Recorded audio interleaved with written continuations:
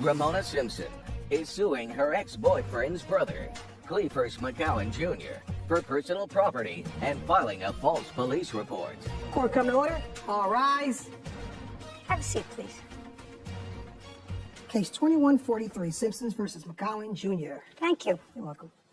Miss Simpson, you lived with Mr. McGowan for, looks like 7 years is what you said. Yes, ma'am. It was off and on. What do you mean off and on? Well, I had another residence as well. Okay. And it's going to get more complicated, I see, than less complicated. You lived off and on, according to you, with the defendant's brother, who is now deceased. Yeah. It is your claim at one point in your papers that you and the defendant's brother were married. Yes, ma'am. He passed away. Yes, ma'am. And it is your claim that the defendant owes you money. He was the executor of the estate, and he owes you money for property that he took from the house and for filing a false police report against you, I assume indicating that you took things from the house. Yes, ma'am. Okay. Mr. McGowan says that you and his brother were never married, while he indicates in his papers there might have been some sort of ceremony of marriage. Yes. That his brother somehow must have told him that he never filed the marriage license, so the marriage was never valid. That's correct. Is that correct? That's correct. Okay. Well, let's go to that for a moment, because it's sort of curious and takes me back to law school days. And believe me, that really tests my memory. Were you at the ceremony where your brother married the plaintiff? No, ma'am, I was not. When did your brother tell you that there was a marriage ceremony? I probably heard it just throughout life. You mean throughout life for how long? From the time that he had any dealings with her. So about 7 years ago? Yes, ma'am. So you asked your brother whether he was married? Yes.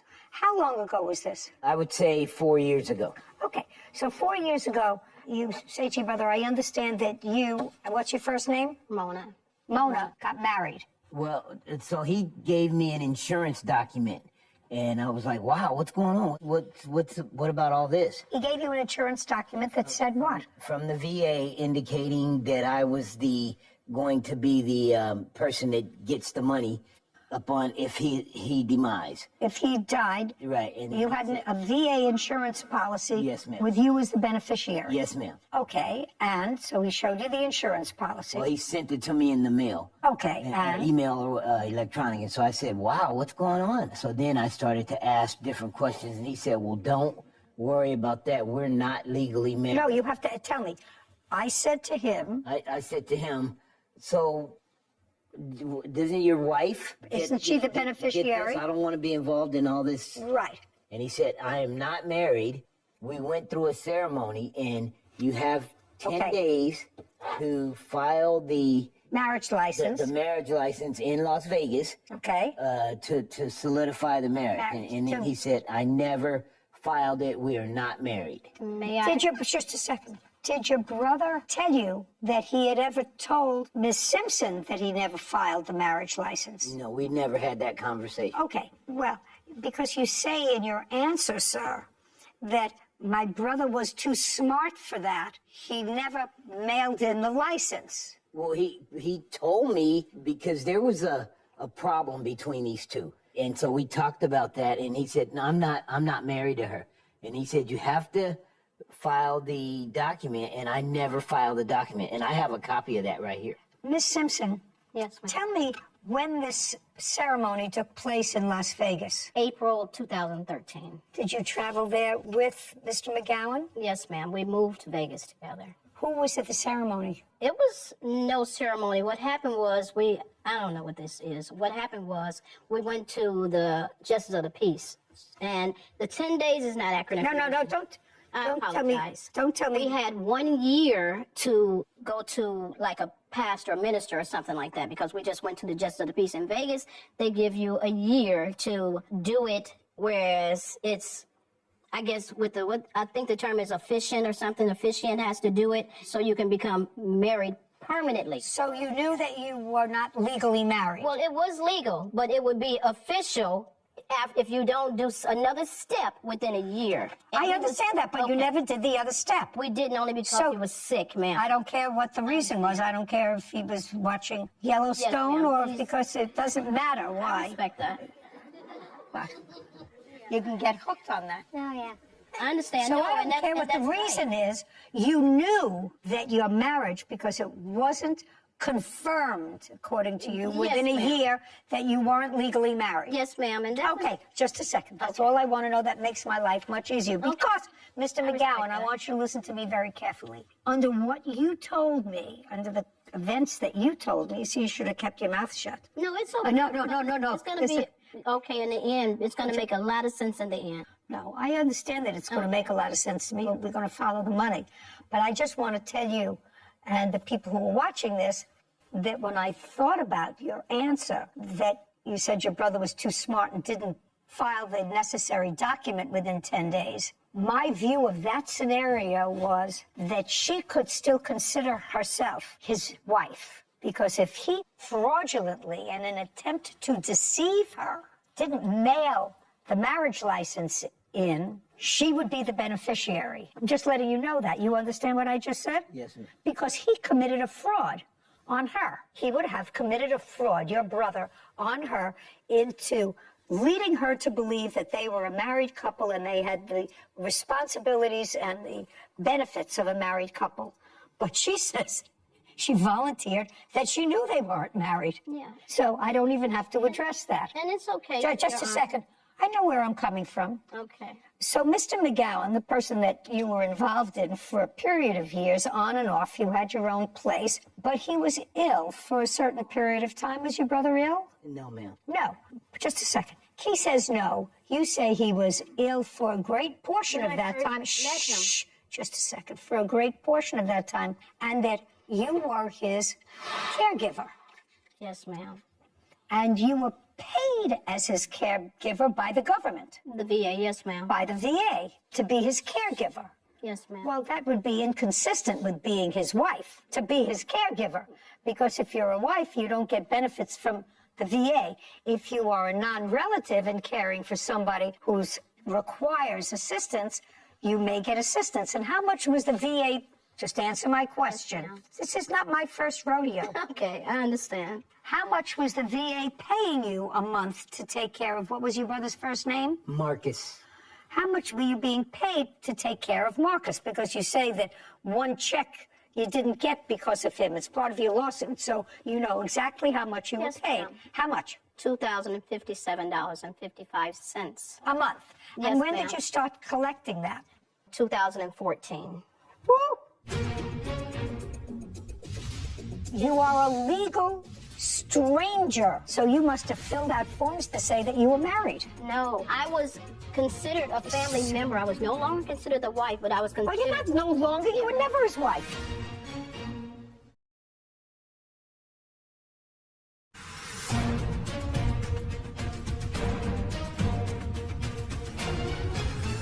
Ramona Simpson claims her ex-boyfriend's brother, Cleefers McCowan Jr., threw out her personal belongings. Cleefers is countersuing for damage and stolen property. Okay, so there was a reason why you didn't continue to solemnize the marriage ceremony that you went through in 2013, because you started to collect $2,000 a month from the VA in 2014 that you couldn't have collected were you his wife. That's a yes. No, it isn't, ma'am. Oh. Receiving the benefits from the VA, you have to be a family member. You have to be related to that person in order to get this stipend pay. It wasn't a regular VA payment, and it's for relatives. You have to be a relative for that veteran. What are you getting? Oh, yes, it's true. Check that, Full Sarah. stipend pay for the VA. Because we're both disabled veterans. It's not like I just had to do this. I loved him, and I cared for him, and he was sick the day I met him. Just a minute, you're both disabled veterans? Well, my disability was not as crucial as his was. How much do you collect? I very minimum, because Which I asked you a question. That's a very minimum. Yes. It's not a number. Yes, it's $300 and some change.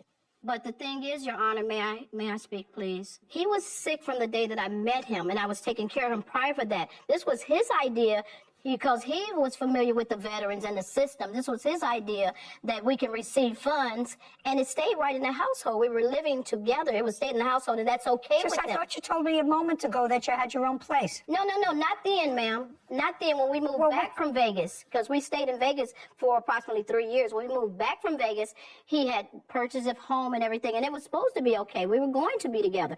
But he started living another alternate life, which he was very familiar with because he's introduced him to so many people. I don't even care about that. I still continue to take care of Marcus. It was no longer a romantic situation. Now you still continue. You had your own place. I lived both places because he needed me more there than he did when we was living together. What kind of alternative lifestyle was he doing that he needed you there part-time? He was seeing other people. He was seeing women. Pardon me? He was seeing other women. He was seeing other people, yes, ma'am. Okay, so he was seeing other people. But let me finish. Yes, ma'am. But you continued to receive the $2,057. You knew you weren't married. That money was coming directly to you. It wasn't coming to him. Well, it was coming to you. At what address? He was giving me a portion from his bank account, and then when we discontinued everything, there was nothing physical. Then I was receiving my full allotment at that point, but I was still taking care of him, taking him to the VA, taking him to the hospital. Wait just a second. I don't care. Don't go like this and like this. He's a legal stranger to you, and you're getting $2,000 a month to take him to the VA. Ma'am, he was not a legal stranger. He was a legal stranger to you. Legal. He was not your mother, father, brother, sister, or husband. Ma'am, he was a dear friend of me. He continued to be a friend, honestly. Well, and he knows that. We went to several places together. I'm setting up for myself what is the actuality of the situation. Now, I understand that I was really not prepared for this scenario. I was prepared for somebody, quite frankly, Miss Simpson, who had been defrauded by his deceased brother into believing they were married. She took care of him when he was sick. And all of a sudden, now that he's deceased, his brother comes in, kicks her out of the house, and takes all of his property. That's the scenario. But now I understand that that is not the case, that you knew you weren't married, that for 8 years you collected $2,000 a month for taking him to the doctor's offices, to the vet, to taking care of him in the house, but you understood that he was seeing other people, that you didn't have an exclusive relationship. Now I understand it. And you did receive a certain benefit from that because when you moved back from Vegas, you went to your own place because he was having an alternative life that had nothing to do with you. At that point, was the money going to his bank account or yours? It was going to his bank account, ma'am. Okay. Well, you say that he notified the government. Part of your lawsuit is for 1 month's check that you say, or 2 months that you didn't get. And you say you didn't get it because he notified the VA or somebody notified the VA. I don't care who notified the VA, but I want to know is with those checks immediately preceding Mr. McGowan's death going into his bank account or yours that he has? His. It was going into Marcus's bank account. Okay, and he was giving you money from that bank account? Prior to his death, yes, ma'am. Right up to the time he got sick and died? Yeah. Okay, yes, and how much would he give you? He would have given me $2,057. $2,000. All right. No, okay. You mean total? No, I'm sorry. No, I get it. It was not what I thought, but I get it. Ma'am, may I okay, please money owed for the return of property. What property? The property, which is my funds. I have jewelry that was missing and clothing that I never received because he kicked out his niece and boarded up the house. Just a second. Was your brother taken to the hospital? Yes, ma'am. On what date? 28th of August, 2021. Okay. He was nowhere to be found. Just what?